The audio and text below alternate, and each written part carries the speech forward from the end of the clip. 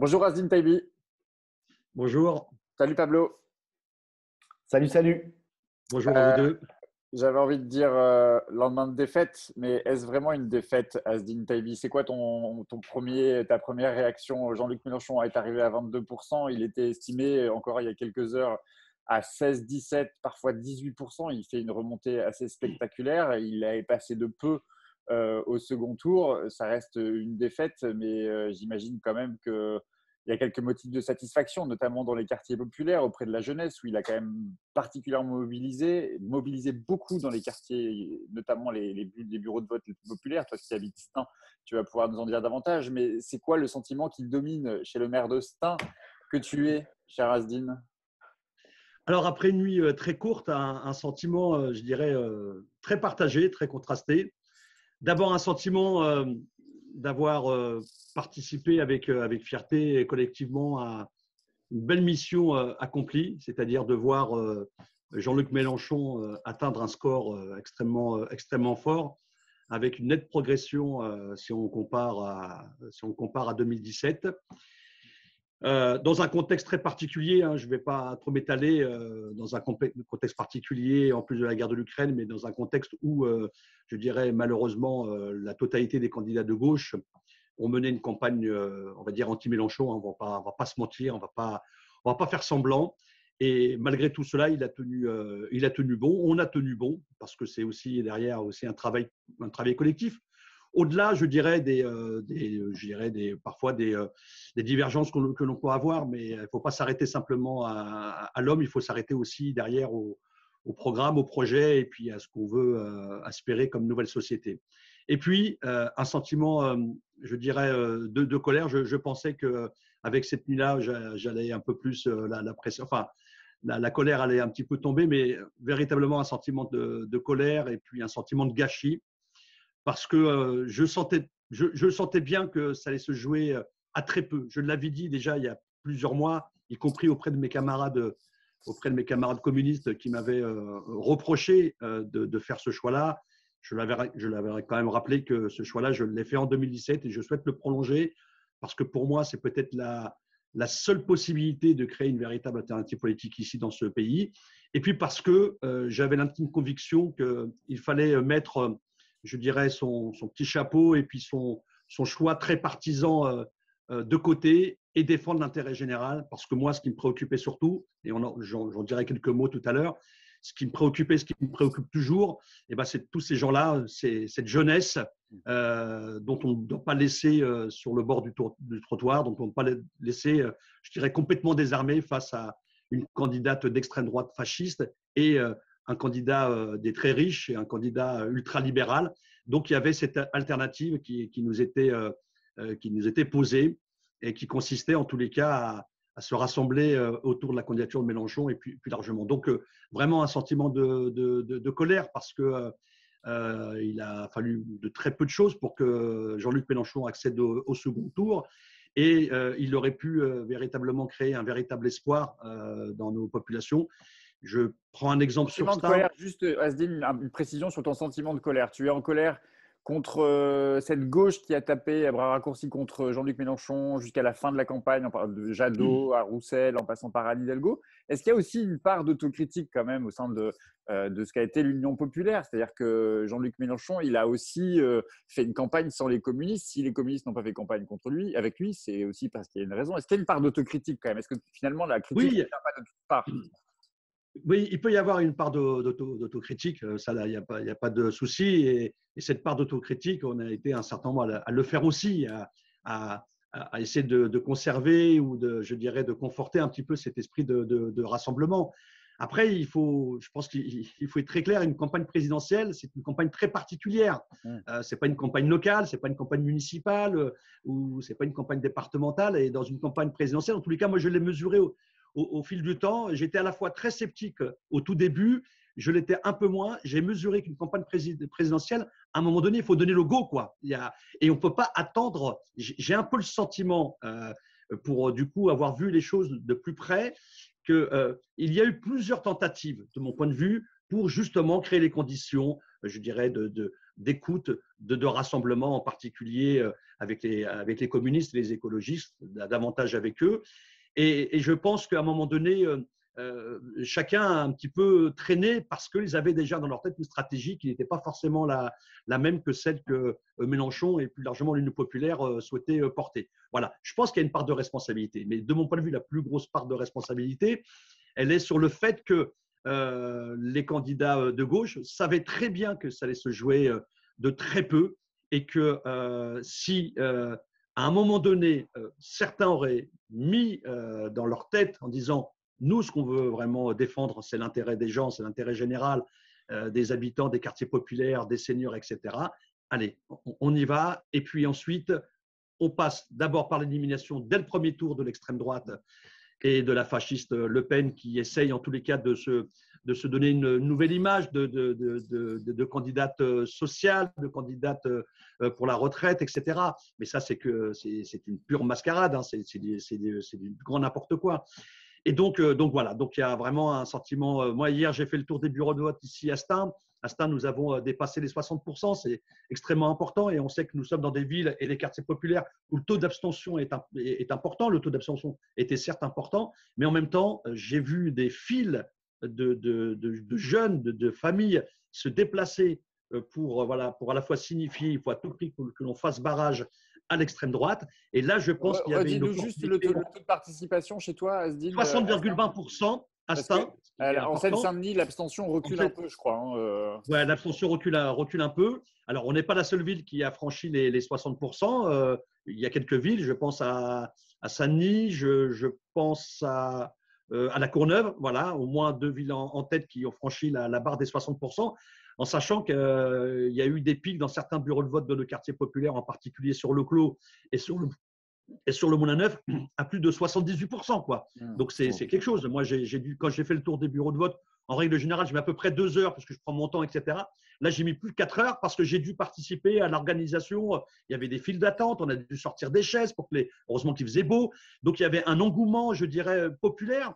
Alors, il n'y avait pas simplement, quand je discutais avec les gens et les jeunes, il n'y avait pas simplement il faut battre l'extrême droite. Il y avait aussi une envie de changer, de transformer vraiment cette société avec des rapports humains fraternels, solidaires, etc. Et ça, je l'ai ressenti. Donc, il y a vraiment quelque chose. Il a redonné une fierté, Pablo, je te laisse la parole. Pablo, je te laisse la parole juste après, évidemment, mais il a redonné une forme de fierté au quartier populaire, Jean-Luc Mélenchon, tu dirais exactement, ça? Exactement. Et bon, j'y ai contribué, mais je n'étais pas le seul. Peut-être qu'il aurait fallu le faire beaucoup plus tôt, mais je pense que là, Jean-Luc a pris, Jean-Luc Mélenchon et puis l'ensemble des membres de l'Union populaire ont pris la mesure et l'importance des quartiers populaires qui ne s'opposent pas avec la ruralité. Au contraire, les mêmes préoccupations, elles sont identiques. Les services publics, la question de l'école, la question, je dirais, d'un autre rapport avec la nature et avec l'écologie. Mais les quartiers populaires étaient, pour moi, dans cette campagne, je l'avais dit à plusieurs reprises à Mélenchon, sera un enjeu central. Et on a quelque part réussi à mettre en place cette force qu'il faudra en tous les cas construire et amplifier dans les prochains jours. Et moi, je suis triste pour nos jeunes, triste pour les familles, triste pour ceux qui se mangent des coups depuis 5 ans et au-delà, avec toutes ces politiques d'austérité, mais aussi ces politiques très violentes qui ont été menées, la loi sécuritaire, la loi sur le séparatisme, etc. etc. Enfin, des sujets qui sont horribles et qui, malheureusement, mettent nos habitants des quartiers populaires en très grande difficulté. Donc là, honnêtement, il n'y avait pas simplement cette notion de barrer la route à l'extrême droite, mais beaucoup plus. Voilà, beaucoup plus. Et en tous les cas, moi, je participerai modestement à cette construction, à cette nouvelle construction, à cette nouvelle volonté de construire une véritable alternative bien à gauche. Alors bon, ça me fait doucement rire quand je lis depuis hier soir quelques tweets de certains des candidats qui appellent à se réunir. Voilà, il va falloir qu'on reconstruise la gauche. Après avoir laissé filer l'extrême droite dès le premier tour, ça me fait doucement rire, quoi. Hein, il fallait peut-être, voilà. Et je pense que s'il y a même pas une reconstruction, une construction nouvelle d'une véritable dynamique à gauche, avec les écologistes, avec des communistes, avec des citoyens de gauche, etc., elle se fera sur le terrain, elle se fera sur des bases, je dirais, sur des nouvelles bases et sur des bases, je dirais, saines et fortes qu'il faudra en tous les cas en prendre en compte. Et je pense que l'Union Ça veut dire que populaire, c'est l'Union populaire, voilà, c'est ça. oui, tout à fait, je Ça passe pense que nécessairement par l'Union pour populaire. moi, voilà, il faut pas, voilà, on va pas reconstruire quelque chose avec des vieilles recettes, avec des pratiques qui n'ont, voilà, qui n'ont plus, qui n'existent plus, enfin, qui n'ont plus de crédibilité maintenant dans la population. Et puis, il faut s'adresser à cette nouvelle génération. C'est-à-dire que c'est terrible, c'est-à-dire qu'on a quelque part, avec ce qui s'est passé hier soir, il faut que certains mesurent leur responsabilité d'avoir quelque part, je dirais, enterré, voire même sacrifié l'espoir d'une nouvelle génération. Voilà, donc cet espoir que d'autres ont connu dans d'autres périodes, en 36, etc. Là, il y avait un véritable espoir à tous ces jeunes qui se sont mobilisés dans la manif du climat, tous ces jeunes qui se sont mobilisés contre les violences policières, tous ces jeunes qui se sont mobilisés contre la loi du travail, etc. Enfin, quelque chose d'incroyable. Et là, Asdine, hier, tu nous as dit donc il y a beaucoup de gens qui sont allés voter. Ils sont allés voter massivement pour Jean-Luc Mélenchon, en tout cas à Stein.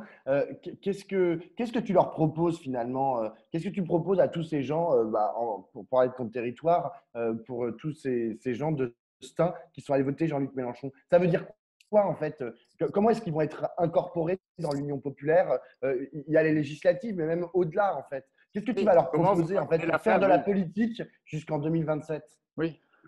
bon, déjà, la première chose que je leur propose, c'est qu'ils sachent que je serai toujours à leur côté, de manière générale, à mener les combats sur le terrain, etc. Ça, et de continuer en tous les cas à ne pas, je dirais, à ne pas se résigner. Ensuite, il y a une offre politique au sens large qui peut être portée par l'Union populaire. Moi, je sais pas exactement, mais pour moi, l'Union populaire, en tous les cas, de celles et ceux qui en sont membres, ont des parcours très différents. Il n'y a pas que il y a pas que des militants très chevronnés, etc. Il y a des militantes et des militants qui viennent des quatre coins, des horizons, des combats sociaux, des quartiers populaires.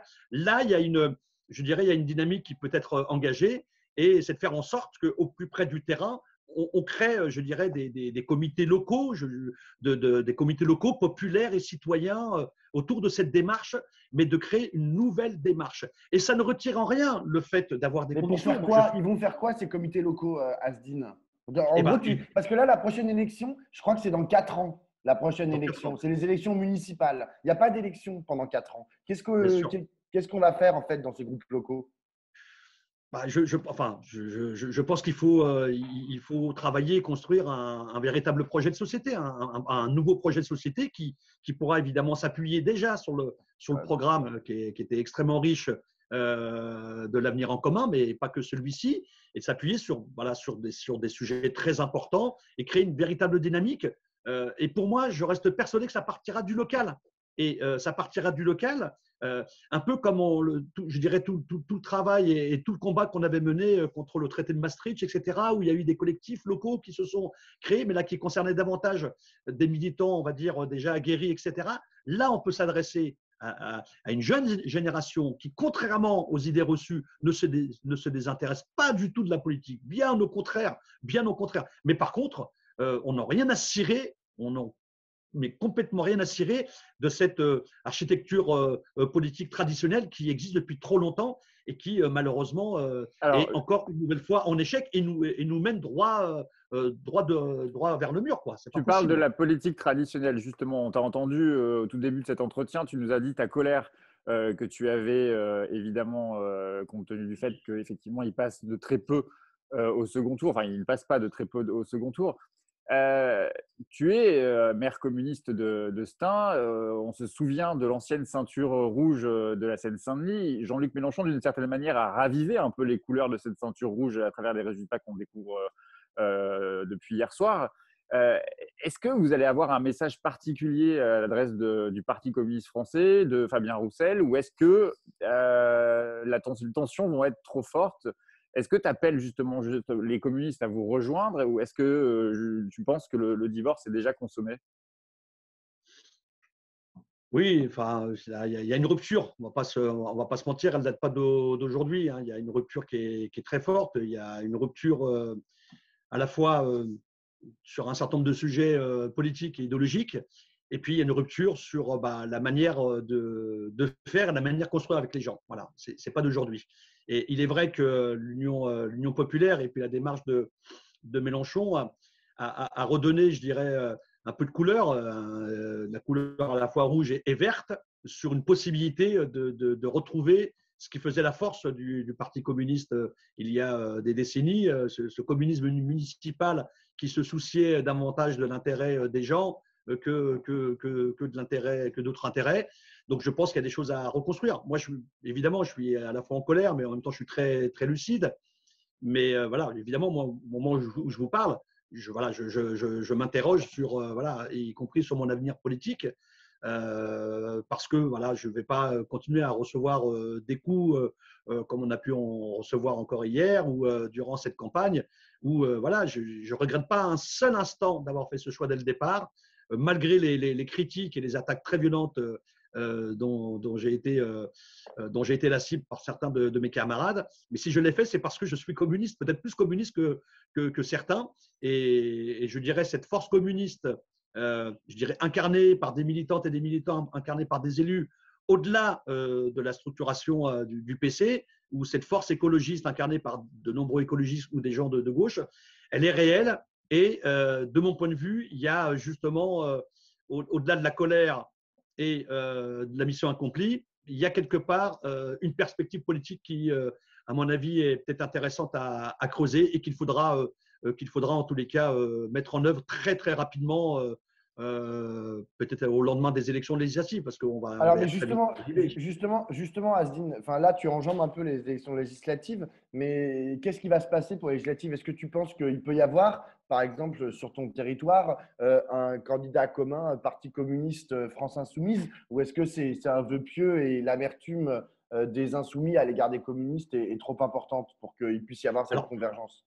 Alors déjà sur ça, on a quelque peu avancé. Moi, j'ai avancé une candidature d'une de mes élus adjointes et amie, qui n'est pas membre du parti, qui est une amie qui est vraiment à gauche et qui, pour moi, en tous les cas, dans les discussions que j'ai pu avoir avec les communistes, puisque cette candidature a été validée, et dans les discussions que j'ai pu avoir avec les Insoumis, en particulier avec Éric Coquerel ou bien d'autres, l'idée que je porte, c'est de faire en sorte que cette candidature, elle incarne un très large rassemblement des insoumis, des communistes, des citoyens de gauche. Elle est membre d'aucun parti, mais c'est une femme en plus, parce que évidemment, Marie-Georges m'avait sollicité pour prendre la députation, mais voilà, moi j'ai été intimement convaincu que à la place de Marie-Georges sur la circonscription, avec tout le travail que Marie-Georges a pu mener et singulièrement l'action et le combat des femmes, il était pour moi important d'envoyer une nouvelle fois à l'Assemblée nationale une femme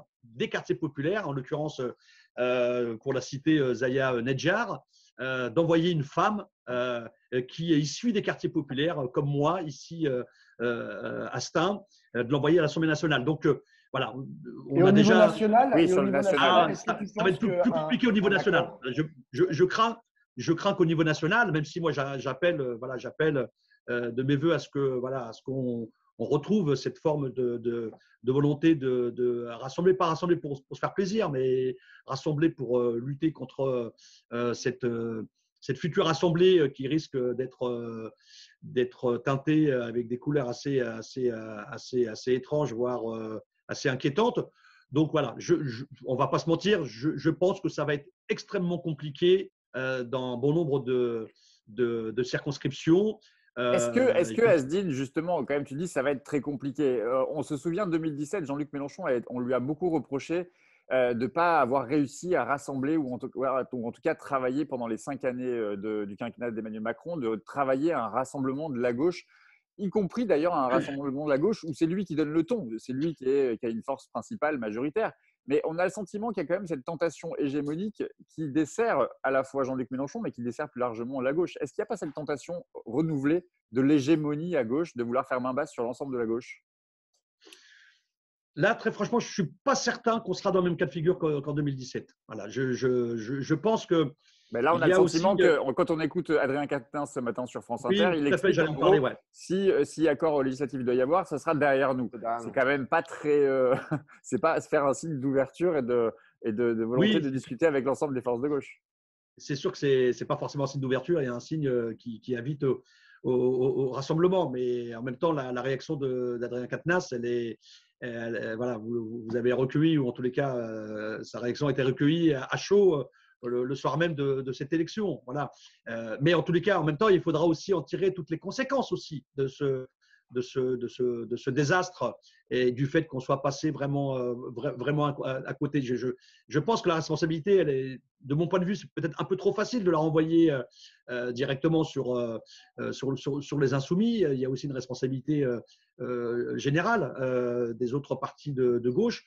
Donc voilà, mais en tous les cas, il va falloir à un moment donné se parler et concrètement se dire, mais qu'est-ce que nous sommes en capacité collectivement à construire de nouveau, à offrir une offre politique nouvelle à tous nos habitants et en particulier à cette nouvelle génération. Voilà, On a une dernière question, Asdine, c'est quant au deuxième tour. Donc maintenant, c'est Emmanuel Macron contre Marine Le Pen. Hier, Jean-Luc Mélenchon a été assez clair. Il a dit que pas une voix ne devait aller à Marine Le Pen.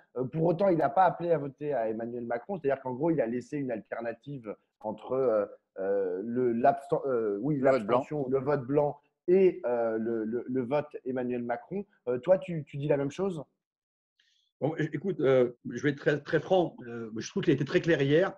Je l'ai encore dit hier à mes amis, puis y compris à des jeunes qui sont venus à l'hôtel de ville hier, hein, voilà, me posant la question qu'est-ce qu'on fait au second tour. Moi, j'ai été très clair, faire barrage à l'extrême droite, faire barrage à Le Pen. Voilà, je vois pas pourquoi. Et en votant Macron, faire barrage à l'extrême droite et à Le Pen. Je ne veux même pas prononcer ce nom-là. Faire barrage à l'extrême droite et à Le Pen. Je pense que, pour moi, ça peut pas être plus clair. Faire barrage et voilà. Et je veux pas être l'otage. Il y a plus clair, c'est voter Macron. Mais genre, écoute, moi, faire barrage à l'extrême droite et à Le Pen. Voilà. Il y a peut-être plus clair et juste une dernière. Moi, à mon niveau, bien sûr qu'il y a plus clair. Il y a peut-être plus clair, mais juste une dernière. Il y a moins clair aussi. Il y a moins clair. Il y a moins clair, ça c'est vrai. Il y a une dernière chose que j'avais envie de voir avec toi ou d'avoir ton sentiment, c'est que ça fait 20 ans, il y a 20 ans, c'était la grande surprise, la déflagration politique, l'arrivée de Jean-Marie Le Pen au second tour. Tu te souviens, j'imagine, comme moi, Pablo, un peu moins sans doute, des grandes manifestations partout en France. Là, on a le sentiment que la gauche trouve ça normal que Marine Le Pen arrive au pouvoir. Personne n'appelle à des mobilisations partout en France parce que Marine Le Pen est aux portes du pouvoir, plus que Jean-Marie Le Pen ne l'était. Macron perd 10 points dans les sondages de second tour. Elle est vraiment aux portes du pouvoir et je n'ai pas le sentiment que la gauche ait envie de se mobiliser massivement dans les rues pour dire non à cette extrême droite. Eh ben, c'est bien le drame et ça prouve justement cette démobilisation. Elle est liée aussi au fait que la gauche, dans son ensemble, faut se le dire, a énormément perdu de crédit et totalement discrédité face aux habitants. On pourrait imaginer que tout à l'heure, cet après-midi, les partis traditionnels de gauche se font d'un communiqué en appelant à une manifestation large samedi prochain. Par exemple. Et ben, je vous le donne en mille, Pierre et Pablo, il n'y aura pas grand monde. Il n'y aura pas grand monde, il n'y aura pas cet effet de 2002. Parce que, franchement, il faut se mettre dans la tête, de mon point de vue, dans la tête des gens, et en particulier des jeunes, qui, en gros, disent, mais si on en est arrivé là, c'est de votre responsabilité. Et donc, systématiquement, à vouloir, quelque part, culpabiliser les électeurs, culpabiliser le peuple, eh ben, on se retrouve dans une situation où on a un peu le sentiment que les choses sont banalisées. Mais elles ne le sont pas pour autant dans les quartiers populaires. Vous ne pouvez pas imaginer, hein, pas plus tard qu'encore hier. Tu dirais quand même que c'est la principale raison de la mobilisation des quartiers populaires. C'est évidemment sans doute une adhésion au discours de Jean-Luc Mélenchon, mais aussi par crainte. Il y a une peur, mais vous ne pouvez pas imaginer que dans nos quartiers, il y a une peur bleue à la fois de faire barrage à l'extrême droite, mais également de faire barrage à toutes les politiques qui ont été très violentes menées par Macron durant ces 5 ans. Loi séparatisme, loi sécurité, les violences policières. Il y a un sentiment, je dirais, mais qui est très, très fort, à la fois des jeunes plus ou moins politisés, mais même des jeunes qui le sont un peu moins, en disant c'est bon, le mépris, ça suffit. On a tellement été méprisés, tellement été mis de côté, on ne nous a pas calculé pendant 5 ans. Et là, j'écoutais ce matin Gabriel Attal sur France Inter appeler appelé les électeurs de gauche, appelé y compris celles et ceux qui ont voté pour Mélenchon. Il a pour la première fois de sa bouche même prononcé les musulmans, il faut protéger les musulmans. Mais enfin, c'est de la pure démagogie, c'est de la pure démagogie. Et puis la question n'est pas que la question des musulmans, la question, elle est ce mépris, c'est un mépris de classe envers les populations des quartiers populaires, qu'ils soient musulmans, qu'ils soient athées, qu'ils soient autres, ils sont dans des quartiers populaires et ils subissent de plein fouet des injustices, des inégalités qui pour moi sont insupportables et pour lesquelles je combat tous les jours dans ma vie, je les combats et elles sont reliées aussi à des injustices que l'on voit un peu partout dans le monde, la situation de Salah Hamouri, la situation des comités Adama Traoré, Gaye, etc. C'est tout ça. Tout ça, ça fait résonance. Ça crée, je dirais, une frustration très forte de la part de nos jeunes et des habitants et des familles, des femmes qui sont des femmes dans le quartier qui jouent un rôle extraordinaire. Mais je crois en une lueur d'espoir, en quelque chose qu'il faudra non pas reconstruire, parce que qui dit reconstruire, ça veut dire écoutez, on va faire un peu de bricolage, etc. On va se la faire un petit peu à la Bolto. Non, pas du tout. Il faut construire une véritable alternative. Voilà. Et surtout pour les jeunes générations. Et bon, moi, j'y participerai modestement avec mon jeune âge, pour y contribuer fortement, localement, puis même au-delà s'il faut. Quoi. Merci beaucoup. Merci beaucoup. Merci à vous. Et je rappelle, tu es donc maire de Stein. Et voilà, c'était des réactions à chaud, donc voilà, c'était sans filtre. Parlement de l'Union populaire aussi. Merci à toi. Tout à fait. Merci à vous, Pierre. Merci à toi, Pablo. Merci. À très bientôt. Ciao. Salut.